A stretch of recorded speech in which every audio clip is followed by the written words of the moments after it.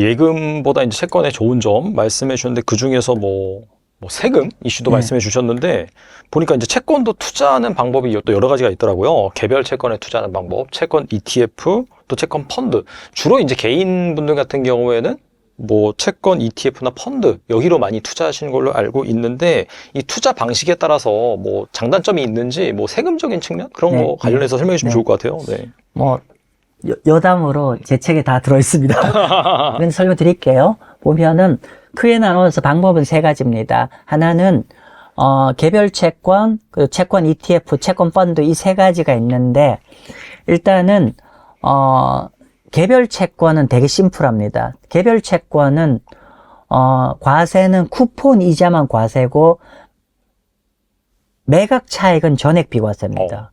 그러면 좀 보셔야 될 게 일단은 국내 국채, 미국 국채, 모든 나라의 국채, 국적에 불문하고 개별 국채는 전액 다 매각 차익 비과세입니다.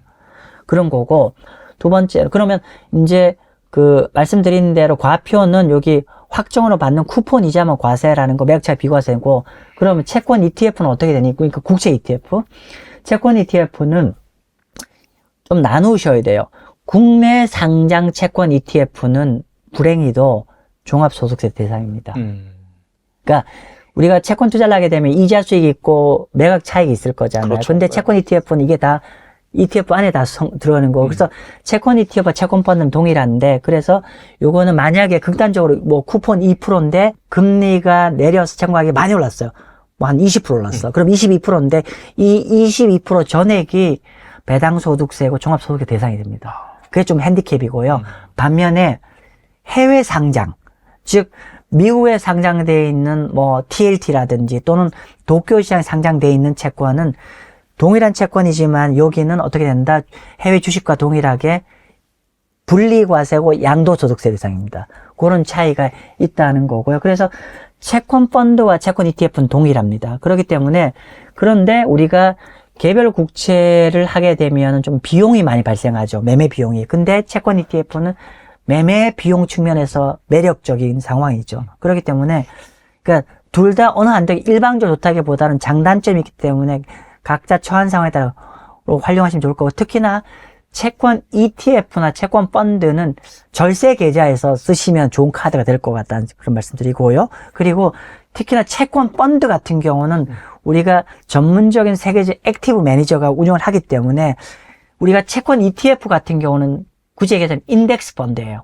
여러분들이 잘 만져야 되는데 그게 좀 어려움이 있는 거고 반면 액티브 채권 펀드, 해외 유수한 운용사에서 하는 액티브 채권 펀드는 나름 세계인 전문가인 집단이 금리나 채권 시장을 갖고 이렇게 매니지하는 건데 약점은 채권 ETF와 마찬가지로 종합소득 대상이라서 그럼 장점은 취하되 약점 줄이기 위해서는 절세 계좌에 넣어서 활용하셔도 좋지 않을까. 그래서 절세 계좌를 활용하시면 좋을 것 같고 좀 근데 나는 종합소득 대상이라 하면은 개별 채권 위주로 좀 하시면 좋을 것 같다 말씀드리겠습니다. 그리고 많은 분들이 절세를 위해서 ISA 계좌를 활용해서 투자를 하고 계신데 이 연금 계좌에서 채권을 운영하면서 절세를 할 수 있는 팁이 있다면 무엇이 있을까요?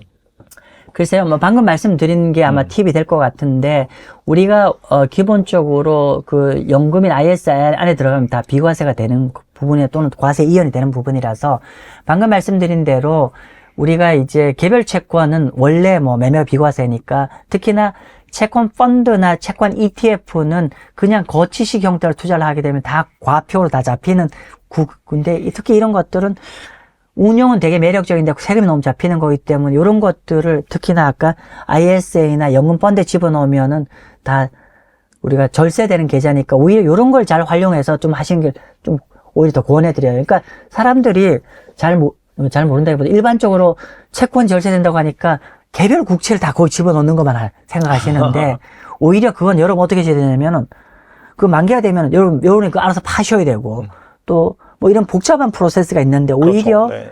그런 좋은 채권 펀드나 좋은 채권 ETF를 잘 포트폴리오 집어넣으면 굉장히 긴 호흡으로 좀 안정적 운영할 수 있지 않을까 싶습니다. 네. 그리고 퇴직금 1, 2억 정도만 들고 은퇴하시는 분들도 상당히 많거든요. 그래서 채널에서 직접 목돈 1억 있는 분들께 뭐 포트폴리오를 어떻게 짜면 좋을지 조언을 해주신 걸로 알아요. 그래서 그 부분을 저희 구독자분들께도 말씀해 주시면 좋을 것 같습니다. 네.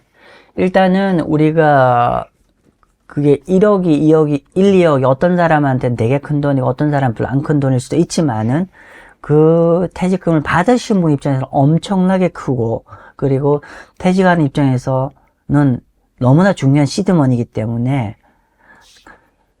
그러니까 이게 내가 젊었을 때 중간 정산하는 개념과 정말 내가 퇴직해서 1, 2억 받은 거는 그 돈의 가치가 다르잖아요. 그렇기 때문에 물론 제일 좋은 건 주식에서 확 튀우는 게 제일 좋지만은 성격상 그렇지 못하기 때문에 일단은 채권 자산 중심으로 하는 거 동의. 근데 채권 자산을 하는데 요즘 또 채권 자산이 젊은 분들이 많이 하는 뭐 굉장히 장기 채권 이런 만 하셔도 안 될 것 같고 그래서 정리를 하면은 우리가 퇴직금 같은 경우는 특히나 이런 퇴직금은 안정성도 추구해야 되고 예금보다 좀 더 나은 수익도 만들어야 될 이 두 가지를 동시에 우리가 주안점을 두고 운영을 해야 되는 거잖아요. 그렇기 때문에 저는 일단은 포트폴리오를 접근하시길 바랍니다. 물론 금리가 내리면 긴 채권 사는 게 무조건 돈 버는 게 맞지만은 항상 상황이 우리가 예상하는 달리와 플랜 B의 상황도 갈 여지가 있기 때문에 그러면 이제 적어도 단기와 장기 채권을 요즘 같이 좀 혼합을 하는 것도 괜찮으실 것 같고요. 그리고 근데 금액이 1억 미만인데 이거 채권 증권사에 다 찬밥 신세 받는다라고 하시는 분도 있을 것 같은데 그럴 때에는 채권 ETF를 활용하는 것 좋습니다. 근데 채권 ETF를 활용하실 때도 마찬가지입니다. 단기 채권 ETF가 있고 장기 채권 ETF가 있어요. 그래서 그걸 적절하게 버무려서 내가 상대적으로 이 돈이 이렇게 보시면 됩니다. 그러면 단기 채권과 장기 채권의 우리가 적정 비중 어떻게 됩니까? 마셈이라고 하면은 그거는 이렇습니다. 다 케이스 바이 케이스 다릅니다. 뭐냐면은 내가 이 퇴직금을 몇 년간은 내가 손 안 댈 수 있다고 하면은 상대적으로 전체 장기채 비중을 많이 두셔야 되고, 내가 이거 한 1, 2년 안에는 쓸 가능성도 있다면은 너무 장기채를만 갖고 계시면은 이런 단기간에 금리가 반대로 올라가면 깨지시잖아요. 그럼 굉장히 낭패를 쳐시거든요. 채권은 사실은, 시간을 살 수 있는 분은 무조건 위너가 됩니다. 무조건 위너가 됩니다. 뭐냐면 금리가 떠들어도 버티시면 되거든요.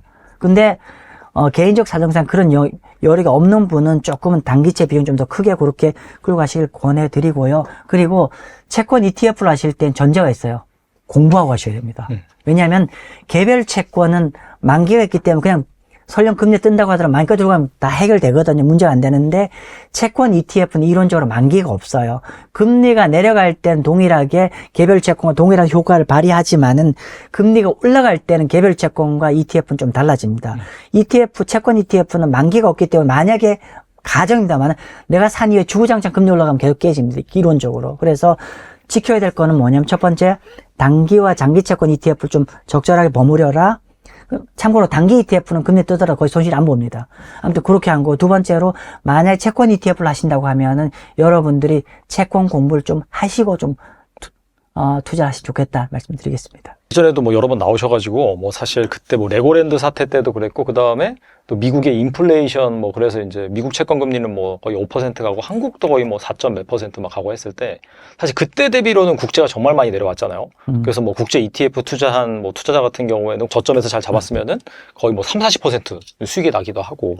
근데 사실 방금 말씀을 들어보니까 뭐 그렇게 단기간 내 수익은 많이 안 나겠지만은 장기적으로 봤을 때는 방금 말씀하신 뭐 경제 잠재 성장률이라든지 디플레이션 가능성을 고려해 봤을 때 지금도 투자해도 괜찮다. 그렇게 이해해 볼 수 있겠네요. 네, 맞아요. 그러니까 이제 계속 이제 제가 정말 좀 아이러니가 뭐냐면은 주식 때문에 미국을 선호하시는데 채권도 미국을 선호하시더라고요. 왜냐하면 제 최근에 한번 통계를 봤는데 깜짝 놀란 게 뭐냐면은 국내 상장되어 있는 채권 ETF에 국내 국채 채권 ETF보다 미국 장기 ETF에 투자한 분이 압도적으로 많으세요. 미국 장기채, 그죠. 근데 네네. 미국 채권 어떻게 움직였냐면 계속 박스권에 왔다 갔다 해서 오히려 재미를 못 보신 분이 압도적으로 많으세요. 훨씬 많은 것 같아요. 네. 근데 제가 계속 한국채 얘기하는데, 근데 제가 자료 하나 보여드릴게요. 정말 재밌는 게 뭐냐면은, 여기 화면에 보시면 여기가 미국은 이렇게 금리가 이렇게 계속 박스권에 움직였는데, 예를 뭐, 5%, 3.8, 4.7, 3.7, 다시 4.5, 지금 4.2 이렇게 박스권 움직이는데 한국은 미국 올라갈 때 조금 올라가지만 그 이후에 계속 금리 고점 계속 떨어지고 있거든요, 사실은.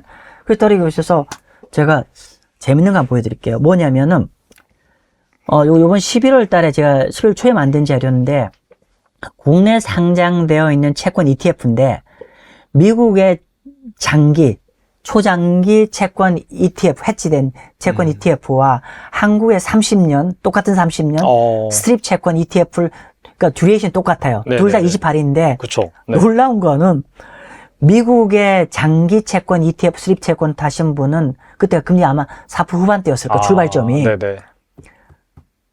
미국은 20% 깨졌어요. 오히려. 근데 한국은 동일한 시점에 투자하신 분도 플러스 25% 났어요. 그러면 거의 40% 차이 나는 야, 거예요. 이거 완전히 이거 증시랑 정반대예요. 증시 같은 경우에 미국이 이제 플러스 20 몇 프로 나고 한국은 마이너스 20 몇 프로 나는데 채권 정반대네요, 진짜. 그렇죠. 그래서 제가 또 재밌는 거는 제가 이제 뭐 좀 채권 또 강의를 별도로 해요. 그래서 그 자료를 안 만들다가 정말 깜짝 놀란 거는 이게 그 작년 여기가 출발점 언제냐면 작년 제가 잘못 말씀드린 작년 6월 달 기준이에요. 네네네. 작년 6월 달이고 그러니까 1년 반이잖아요. 네. 1년 반인데 최근 1년짜리 한번 계산했더니만 저 깜짝 놀랐는데 스트립 채권이 40% 났습니다. 와. 딱 1년은 딱 40% 났어요. 왜냐면 그때가 한국이 4.5까지 갔잖아요. 아. 미국 거의 한 5% 근처에 갔었고. 맞아요. 네네. 그때부터 출발하니까 정확하게 40%는 그 S&P 500만보다 더 많이 올랐어요. 그래서 제가 굳이 미국 안 건너 한국에서 이런 투자 물건이 있다. 그런 말씀을 드렸는데, 그래서 이게 그래서 제가 뭐 표현을 그러는데, 주식은 미국, 채권 한국. 조금 냉철할 필요가 있다고 보여지고요. 자, 그래서, 그럼 저한테, 마 대표 알겠는데, 지금도 괜찮아? 이런 질문이 항상 들어오세요. 그렇죠. 네. 근데, 아까 말씀드린 대로, 저는 일단 미국 채권과 한국 채권을 전 둘 다 추천하는데, 두 개에 대한 접근 방법이 다르대요. 미국은 트레이딩. 박스권 매매에서, 왜냐면 미국은 변동성이 크잖아요. 그렇죠. 그래서 네. 박스권 매매를 계속 물들고, 한국은 박스권, 저는 이제 한국은 한국은 박스권 매매도 좋고요, 바앤홀도 좋습니다. 이렇게 말씀드리고 있어요. 근데 좀 바꿀게요. 미국은 박스권 매매 여전히 오케이. 굉장히 매력적이고, 한국은, 중장기 투자. 왜냐면 한국 계속 표현을 하는데 약간 무너져 내려가는 구조잖아요. 네네네. 그래서 그렇게 보면 좋을 것 같다는 좀 생각이 들고, 아까 그러면, 야, 지금 벌써 2.7%인데 너무 많이 내려온 거냐? 예, 맞아요. 최근에 너무 금리 급락, 채권가에 급등했어요. 그 당연히 우리가 뭐 주식하시면 다 아시겠지만 일시로 확 내려가면 설령 그 방향에 맞더라도 확 떠버리면 일시로 되돌림 있는 것처럼 그럴 리스크는 있어요. 그래서 단기적으로는 그럴 리스크는 있는데 제가 말씀드린 그래서 한국채는 중장기적 호흡하시는 분 여전히 매력적이다. 근데 미국은 단기라는 건 1년 아닙니다. 1년 안에 하신 분한테는 매력적이다. 좀 그렇게 접근하면 좋을 것 같고 한국채로 그렇게 얘기하는 이유는 저 개인적으로는 한국의 기준금리가 골드만삭스가 2.25를 얘기하지만은 저는 상황에 따라서 한국 2% 아래 내려갈 수도 있다. 개인적으로 그렇게 봅니다. 그렇기 때문에 한국은 지금도 여전히 매력적이다. 그러나 최근에 한 달 사이 그러니까 금리 내려서 채권가격이 올라간 것만 기대하시면 안 된다. 눈높이를 좀 줄이고 호흡을 길게 하시면 여전히 한국 매력적이다. 또는 아니면 여러분 한국채 잘 타이밍 봐서 들어가셔도 되고요. 예, 그렇게 봅니다.